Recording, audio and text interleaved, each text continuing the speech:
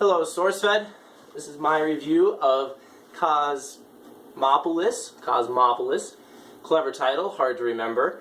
For the Netflix Movie Club. This is my first review. I've actually watched all of your reviews. I really love the idea of putting clips of different people's reviews in with your own. Fortunately, my evenings are usually pretty busy, so I don't get much chance to watch these movies. I have watched a couple, but this is my first review. Yeah, I'm filming this at a little after 6 o'clock on Thursday. Hope it's not quite too late to get in, so you guys can see it before you film the next one, or actually the review of this movie. Yeah, so here it goes. A just one-word review of Cosmopolis would be odd. It is an odd movie. I think Meg picked it, and yeah, she said last week that I've heard it's weird. Well, you were right. It's a weird movie. My initial thoughts on it, as I was watching, my first thing that crossed my mind was it seems like Atlas Shrugged, except from the other side of the spectrum, going against capitalism instead of for capitalism. They're both kind of indie movies. Anyway, it had the same feel. But that changed quite a bit. My view of it changed quite a bit as I kept watching the movie. Honestly, there are really not many actors or actresses that I recognized in this movie. I actually really only knew 3 of them. I have a piece of paper here so I can remember them because I'm terrible with names. The security guard, Kevin Durand, I really like his acting. Actually, I think he has a great accent and kind of a very unique smile. Makes him fun to watch. Paul Giamatti, I've seen a couple times. He's an okay actor. And Robert Pattinson. Well, I'm not actually sure I've seen anything else with him in it. Just I know of other movies that he's in. Yeah. Personally, Cosmopolis, I actually decided to try really hard to watch this one and review it because it looked like a sci-fi movie. I tend to like sci-fi movies more. That's okay. It's a drama. It's an indie drama. It's got a lot of, I guess, angst going on. It just feels. Well, yeah, when it started out, I actually liked it quite a bit. I like the dialogue, the character building on so many different characters as he's driving in the limo and you see so many different people. You get build on the security guard, on his driver later on, the chief of theory, his wife, his mistress, a couple other people come along, and yeah, really well written in that aspect. Just the characters build very well. You learn a lot about them in a very short amount of time, and it makes for interesting dialogue, which is good. I like the dialogue, with the exception of I'm not quite sure why they say this so much. This is true. I am aware of this. I know this. They just say it so much. At first I thought it must be like, I've never really heard this type of English spoken. This type of English, that type of English spoken. So I thought maybe the director or the screenwriter was from a foreign background, maybe French, and its English was a second language. It's possible. I looked up a little bit on the director. David Cronenberg actually also wrote the screenplay, but not the novel. This is based off of, and he's from Toronto, so it's possible that he learned English after he learned French, which I guess would give this kind of feel. The only other thing I could think of that he was trying to do was just make all the characters seem less personable, so that you would listen to them instead of feeling about them, and just kind of get this dialogue inside. Um, just feel the dialogue. That could be. A couple other really big pluses on the movie. I loved the cinematography, the different angles. It was very steadily shot. You got to look at a whole bunch of different subjects. Most of it was people, but what background you had, and the shots from inside the limousine, and I thought it was really well choreographed, and cinematography was very pleasing. I also like the soundtrack. You had a lot of dramas where the music is just too loud, I think, for the words, and it's hard to hear the dialogue that's going on. This one was not the case. For a while, I wasn't even sure there was a soundtrack, but I heard it. It's very much in the background, but I think it really fits with the dialogue. You just it gets funneled towards thinking. It just sets the mood to think instead of to be entertained or to be shocked. Those are the pluses I give it. Character development, cinematography, soundtrack. Other than that, man, I really didn't like the movie that much. I'm not fully against dramas. I have watched several, even a few that I enjoyed quite a bit. I probably won't watch this one again unless a friend of mine wants to watch it. But I don't hate it. It's an odd story. It seems all set to be philosophical and existential and maybe even anti-capitalist, but at least from my perspective, it kind of shot itself in the foot on each of those counts at some point during the story. And I ended up, at the very end, my closing thoughts were, this is the movie about the life of Bam Margera as a stockbroker or as an investment, some billionaire on Wall Street. And really the story is about how Eric just wants to do whatever he wants to do. He wants a haircut, he wants to talk to his killer, he wants to shoot some guy in the head. Are you serious?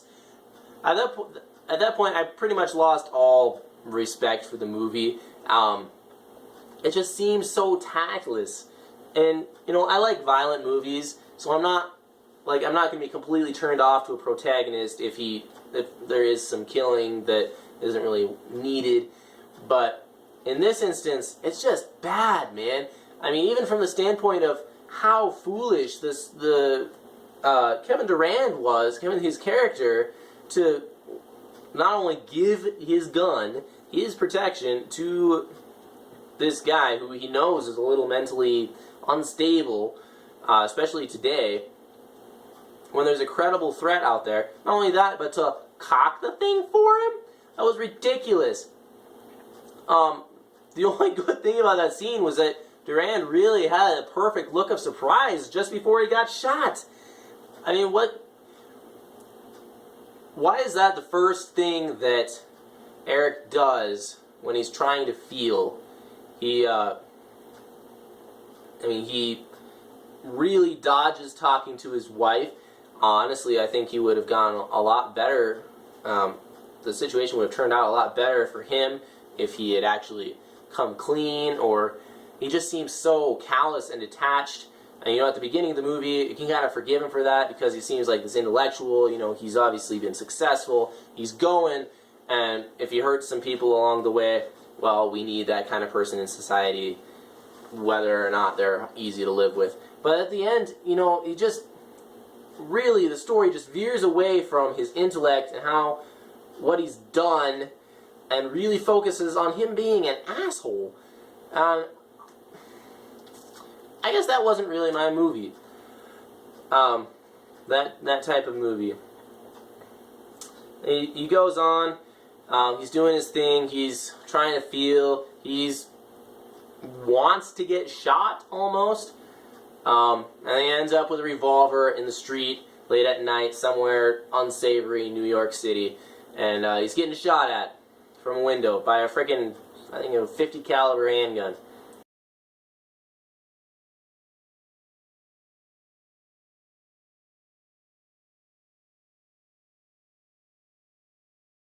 possibly mentally insane, and yet still they have a discussion.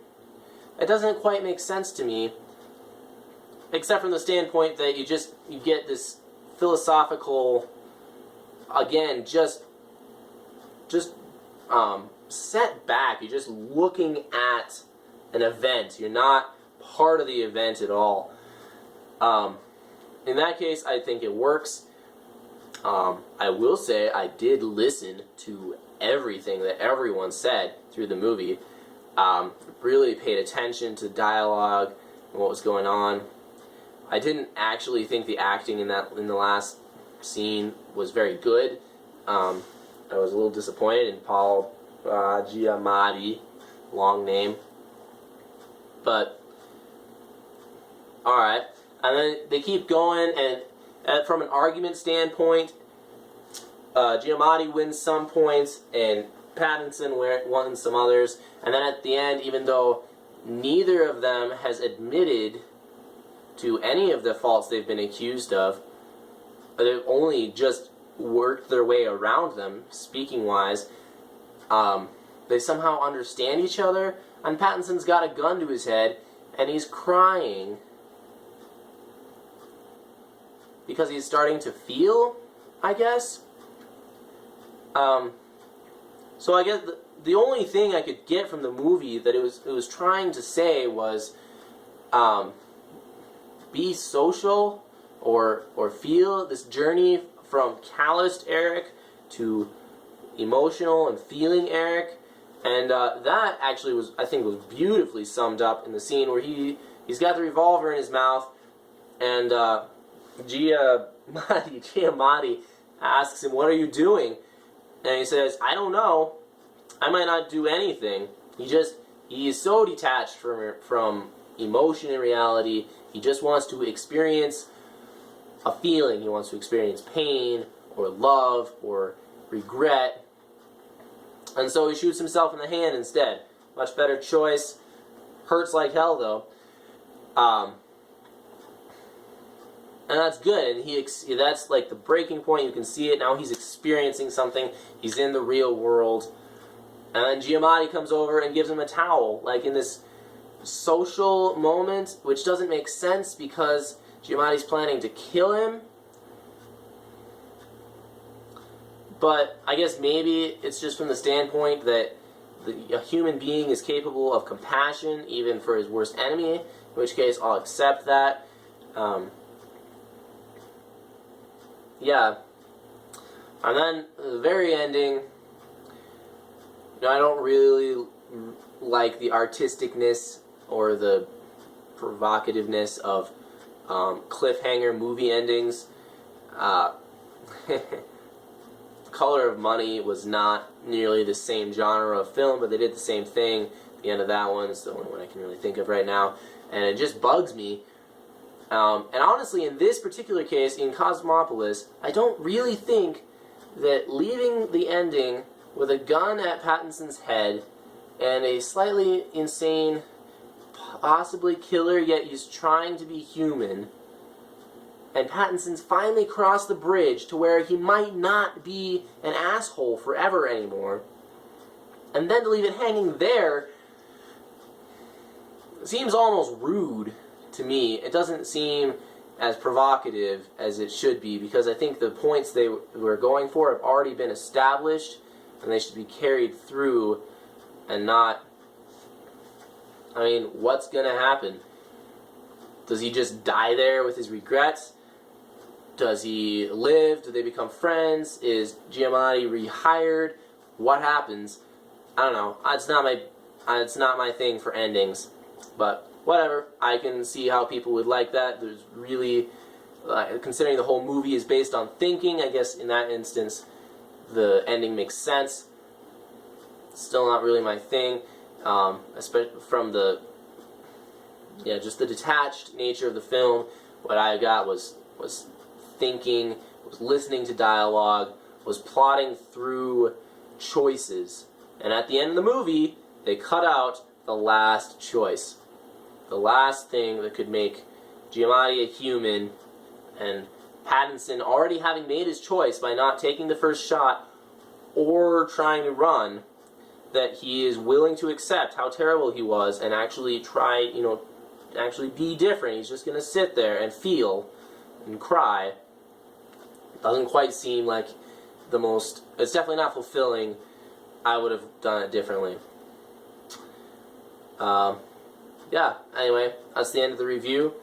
I'm excited to see what you guys pick next. I have seen very few of the movies you guys have chosen, actually. I'm excited to do this more often. I think I might be able to in the future. I've got a little more time freeing up. So yeah, we would love to get on the show with you guys, or at least have you guys watch the clip. And yeah, I'm excited to see what you guys think alongside of other reviewers and how all our thoughts will converge. Okay. Anyway, until next time.